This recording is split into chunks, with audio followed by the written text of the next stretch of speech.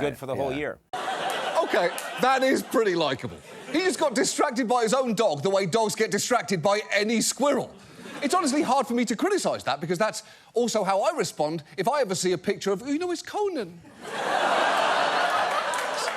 It's Conan. The point is, we all love things to the extent that they completely distract us whenever they happen to appear. It's Conan. It's Conan. What I'm saying is, it is understandable that Malay struggled to pay attention considering what was being put... It's Conan! Conan! Quit staring at me, John. What? I'm not a piece of meat. Oh, no, of course not. No, I'm sorry, Conan. I truly apologise. Anyway, like I said, the things we love can be... They're here tonight to welcome home our first guest in a manner befitting the legend of comedy and wandering son of Erin that he is, with his translucent skin and his blood-red hair. He is a man who has taken that affliction and he has turned it into a superpower, changing the world of American late-night television, one primetime Emmy at a time. And tonight, he returns to walk amongst us in the flesh and bless us with his presence. Ladies and gentlemen, from Los Angeles via New York, Dungarvan and Cork, would you please welcome Conan O'Brien?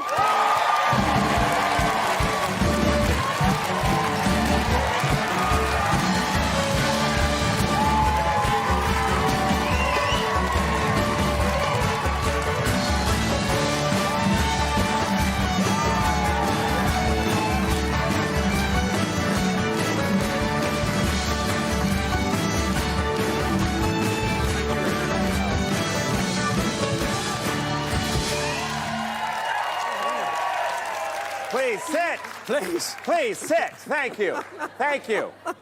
They never stood, so I do that. Yeah. There's no camera on them, so the people at home think they stood for me. It's fine. It's all good. Please sit. Thank you. You have no idea how delighted I am that you're here. I am now officially the second palest Irish talk show host in the room. This is good news. This is good news. You can see my veins in my face. Yeah, it's horrifying. You can. It's we're pretty close there on that one, on the old palate skin. Very nice. No, you look a lot better than I do. Yeah, and congratulations on the show. I think you're killing it. You're doing a great job. Seriously, very talented. You're great. Thank you very much. And look, all I did was watch clips of you all week, and I was filled with jealousy and rage. So, you're doing your job. I mean, that's kind of how I feel when I watch them too. It's a good thing. Yeah. Where does this homecoming sit for you? Because for me, I'm getting 63. You know, visit of President Kennedy, sort of the final scene in Finding Nemo. How does it feel to be back with your people? You mean, do I feel like an animated fish? Yes. No, I don't. I have to say, it's been lovely. I mean, the people in this country are fantastic. They are so funny. They're so welcoming. They've been great. And so I've been here for about a week, maybe about 11 days, and I've been shooting for a show we're doing for HBO Max, where I reach out and I contact some fans from around the world, and then it's just an excuse to get into that country. We're going to do 4 of them. They're going to be on in the spring. It's going to be called Conan O'Brien Must Go, and we're going to have Ireland be one of them, and I think it's one of my favorites. It's fantastic. So you've taken in some of our greatest monuments while you've been here, Conan. I did, yeah. Talk to us about your visit to Barack Obama Plaza. I visited what I think is the greatest tribute to any American president. And I've seen them all, is Barack Obama Plaza. It's not often you can, pay homage to a bronze statue of a president and a first lady and then get a pretty decent sandwich at the same time. And so we visited that place, and people said, you have to go, so I went. And I loved it. And I was there first, and then they paid me a great honor. A big honor. A big honor. Check it out. They named an air hose after me. This is real. The Conan O'Brien air pump. That's really there, and I get a piece of the money, because it costs, so, yeah. Okay, so you're on a slice. This is good. I get 15%. You get back end. I get back end. This is how Hollywood works. I'm no idiot. We negotiated this ahead of time. You also, I believe, had a little visit to Ross Naroon. I went to Ross Naroon. I was invited to Ross Naroon. Very excited, because it's an Irish-speaking soap opera. It's been going for a really long, I think like 28 years. It's been going for a while. And I went and I thought, I can do this. This will be all right. It was one of the hardest things I've ever done because they put the language up phonetically for me. I don't speak Irish. Yes. I don't know how many people here speak Irish, but it's very, wow, okay. Well, you're doing a great job keeping that language alive. They all speak it fluently, and it's amazing, but they put up... So if it wasn't phonetically, do you think you could... no way. No? No way. They take a bunch of consonants, put them in a blender, and throw them out. And so I was looking at it. I didn't think I could do it. The cast was very helpful. They helped me write them out phonetically. But I might as well have been an animal that they put peanut butter on its lips. I just did what I was told, and they got me through it. And I think it's going to be a great episode. We actually have a few people in the audience here with some Irish names that we'd like you to have a go at now that you've been here for a week. So Sure. who have we got? We've got this lady here. Oh, sure. That's a common name in the States as well. Yes. Yeah, that's my favorite rapper. Is that Black Ned? I mean, Black Ned? that's pretty close. That's Blonde. Pretty close. It doesn't look anything like Blonde. Is it Blonde? Is that your name, Blonde? Blonde, it's a lovely name. I'm sorry I butchered it. I'm doing the best I can. Why is there a T in there? Why not just Blonde? It comes from blow, flower, and translates directly to Florence in English. Very nice. And now it makes sense, Conan. I'm going to call you Sally. Lovely to meet you, Sally. No more of that Blonde stuff, okay? What have we got next here? We've got... Oh, for God's sake. Yeah. I mean, this is a pretty simple one. Yeah. Slion. Slion. Slion. Can you help him out on this one? Slion. Keelan. What's that? Keelan. Keelan. There you go. How does that become Keelan? What magic act do you have to do to get that to be Keelan? It's beautiful. I love your name, Keelan. No, but I think the spelling's a little bit, yeah. But I love it, and clearly, wow. Wonder why that language went away. Conan, so many Americans come over here and they pretend to be Irish. Yeah. You are 100%. You've done a... I did a DNA test a couple of years ago, and the doctor said, I've got interesting news for you. He said, you're 100% Irish.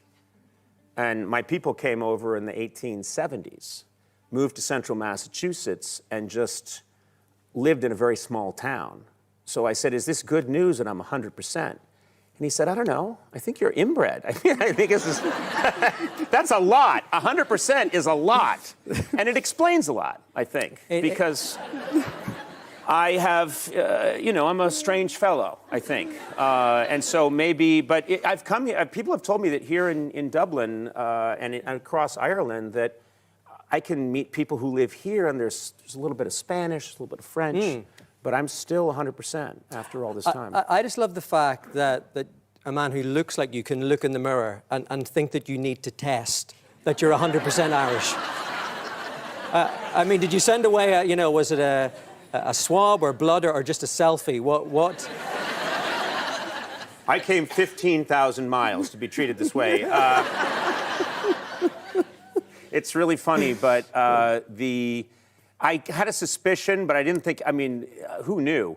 But yes, they probably could have just looked at me and said, you're 100%. There's nothing, I can't tan. I catch fire when I go to the beach. I shouldn't be living, the doctor basically said you should not be living in Southern California. I should get back here. And the minute I got back here, I felt so terrific. I loved it. I really do. And I'm in Los Angeles and it rains just a little bit, which it does once every 15 years. I'm ecstatic. I love it. And other people are depressed and I say, I want low clouds. I want it to be chilly. I love all that. I want to start a little peat fire. No one knows what I'm talking about in Los Angeles, but I would love that. A peat fire, a bushfire over there. That's kind of what that Exactly. They don't would be. encourage that, no. No, they don't.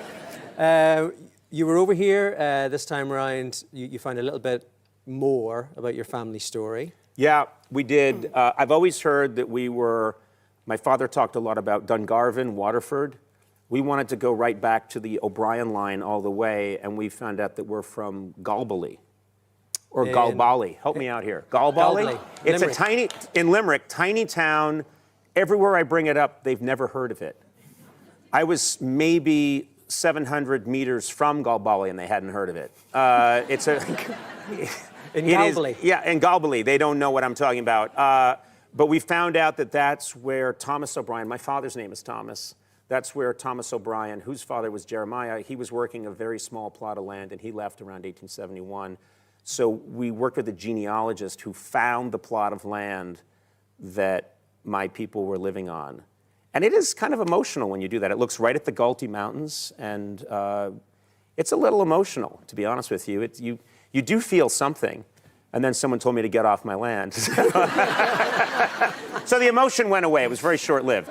He shot at me. He had a gun, which I'm accustomed to. I mean, it's a search that's been going on for a while because, I mean, you know, one of your first trips here to Ireland, you found O'Brien Castle. We've got a little clip of this. Oh, that was fun. This was a former... I can't believe I made it!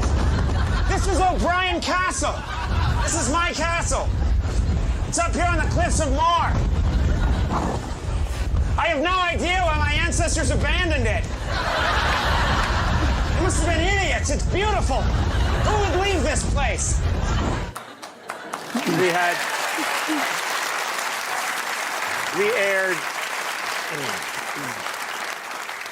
When we aired that clip, people, the show was in New York then, people thought, well, you got a wind machine.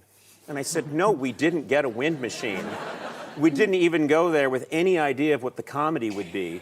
The comedy took care of itself. And I love people in the background clinging to the earth as if they could be swept away at any moment. Yeah. Because they could. Yeah. Because they could. You know, so many people, they love you, they admire you for... You said love and then you quickly moved to admire. Now you're going to go to tolerate very quickly.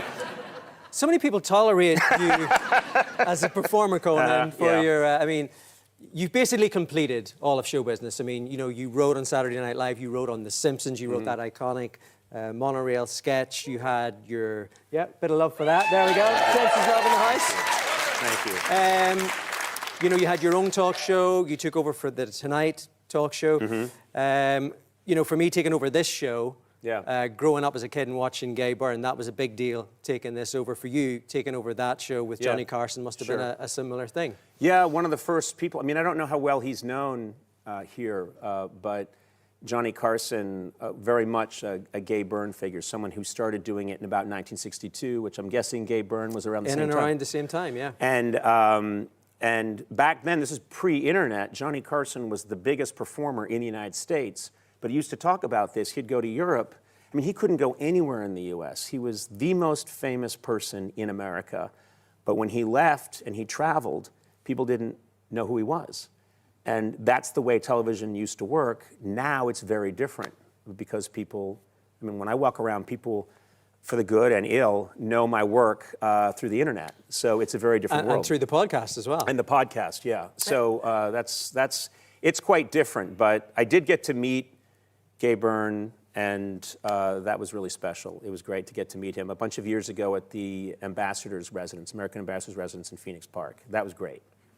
You talked about the podcast there. One of my favorite episodes recently was with yourself and President Biden. Yeah. How big a deal was that for you as an Irish American? Huge. Going to the White House, interviewing a sitting Irish American person? Well, I go and President Biden agreed to do the podcast, so I went. And he very much wanted to talk almost exclusively about his Irish heritage. And he walked in, I know he was here recently, he walked into the room with a big book of clippings of his Ireland trip and brought them in and presented them to me. And that's what we talked about before we even went on the air. So it's obviously really resonates with him. It's very important to him. We had the interview, we talked a lot about being Irish Americans and what it means to us. And then when it was over, he said, Conan, do you want to see the Oval Office? The answer to that is yes. So I went. It's a huge deal. I'd never seen it before. I've performed for presidents many times, but I've been in the White House. I'd never seen the Oval Office. And he brought me in, and there's the Resolute desk. Slightly more impressive than this one, but close. I mean, come on. No, I'm saying close, very close. And that's the desk that John F. Kennedy had. That's the desk that John's peeking out of And I practically started hyperventilating because I grew up in Brookline, Massachusetts. John F. Kennedy's president when I'm born. My grandmother always impressed on me. He changed everything for us in this country, everything in one fell swoop. So I walk in, and I just said, "Oh my God, Mr. President, is this the Resolute desk?" And he said, "Sit behind it." And I kind of froze and said, "I can't do that." And he said, "Sit down," which I thought was obnoxious.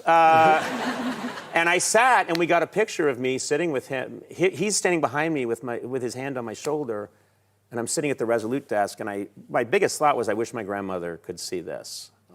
Yeah. She's still with us, but she's not a fan.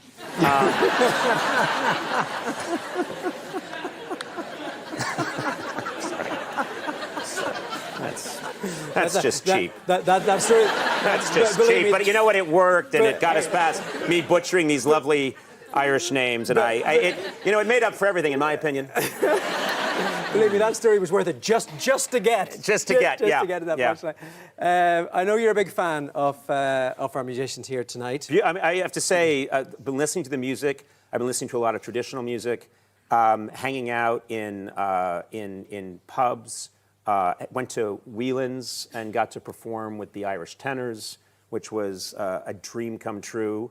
And what I love about this country, one of the things I admire most about it is the way people support their own culture, because no one comes close to beating us in the arts, I think. I think the Irish people have the greatest literature, amazing, just the poetry, the playwriting, and now acting, dominating acting. It's absolutely incredible, worldwide, yeah. So, you know. And it kind of comes so naturally to Irish people, and so, our musicians were wondering, would you maybe perhaps, before you go, give us... I don't want to go. I mean... I intend to stay here for like 6 hours. I miss having a good audience, and so I have no intention of leaving, yeah. That could be arranged. We were wondering, would it be possible for you to give us a little tune? I'll try. I'm a comedian, not a singer, but I'll give it a shot, and I'm sure these people will be very forgiving. Yeah. Here we go. Here we go.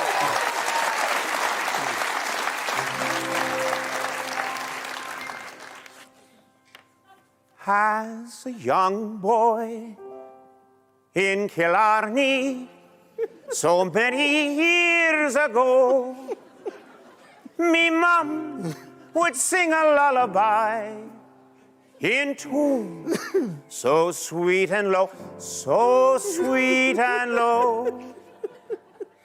Tooraloo-aloo-ah, tooraloo-lie, tooraloo-raloo-ra. It's an Irish lie. Thank you. Thank you. Do I go now? No, you can see. Wow. Wow. There we go. Everyone, you know what? You know what's the sad thing? I was really trying. And the whole time I hear this guy laughing behind me. This is no way to treat a long-lost soul. That was a beautiful moment. It was a beautiful moment. It was a moment. It was definitely a moment, and a beautiful one for all of us. Folks, you can listen to Conan O'Brien Needs or a not. Friend. I mean, you can listen to Conan O'Brien on his podcast, or if you are singing, it's entirely up to you. Yeah. Wherever you get your podcasts, Conan's new single, Tura Lura Laddie, will be coming out very soon. Ladies and gentlemen, one more time, give it up for Mr. Conan O'Brien. Hey, thank you. Great. Thank you very much for having me. I appreciate it.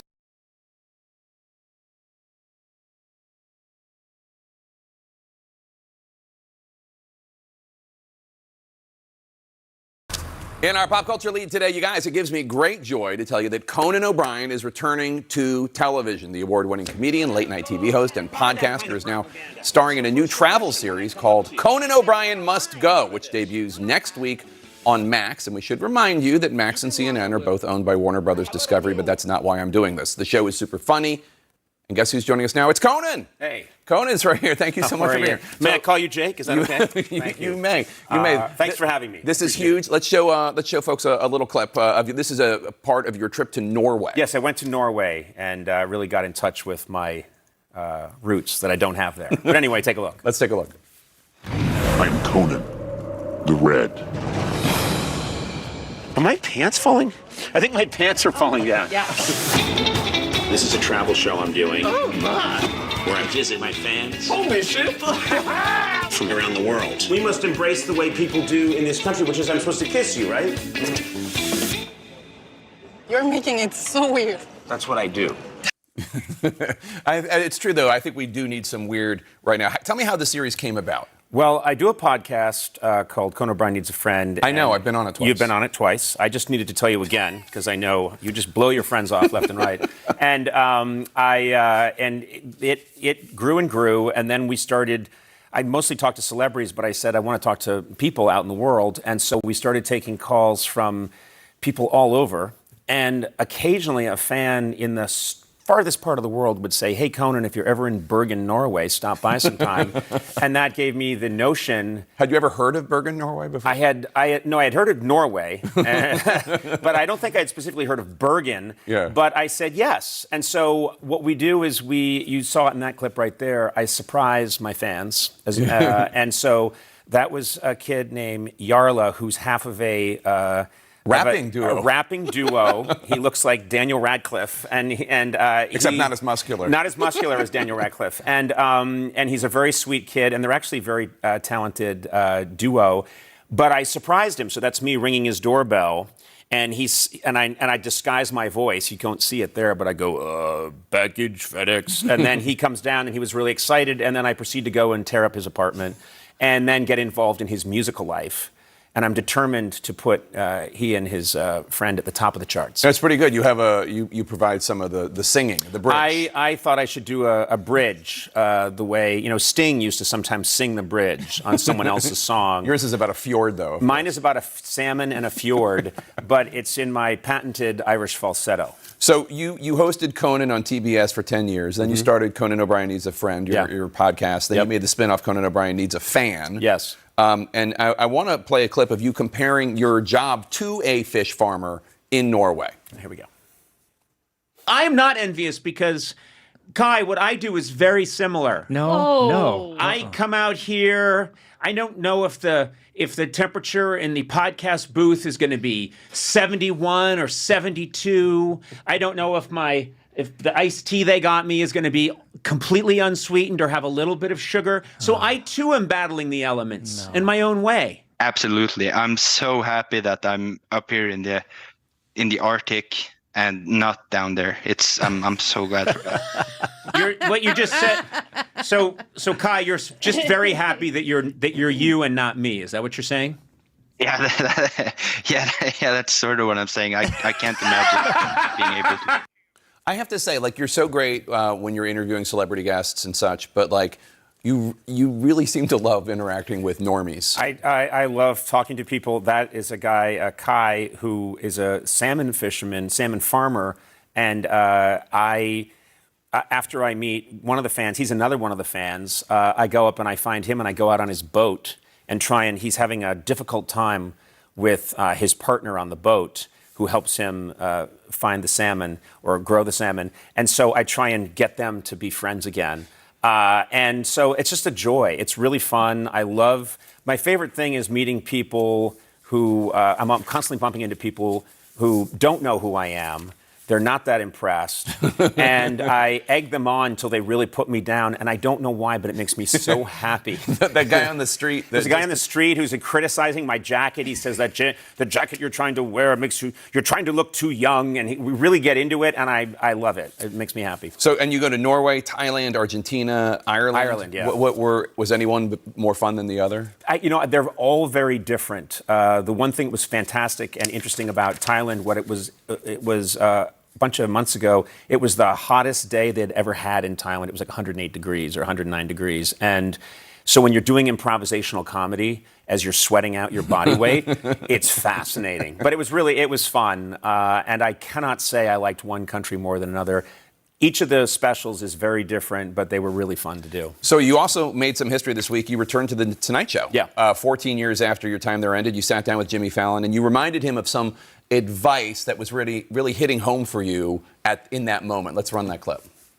What was it like to be back in that studio? It was a great feeling. I didn't actually, Jimmy's studio is across the hall, so he's in 6B. I was in 6. Oh, really? But it felt very nice to just be back on that floor, and there were still some people who came out who are still working at NBC who were there when I was there. And so it was very emotional. You know, they came out and they're gray hair, and they're like, remember me? And I was hugging people, and it was a very sweet feeling. It was so nice to be back and see Fallon everybody. couldn't have been nicer. He was He was great, and he's done an amazing job, and I'm a fan, and I think it all, whatever happened all those years ago, it all worked out beautifully for everybody, and so it was a nice return. It really was. Before we go, I have to ask you about something in the news today. Yep.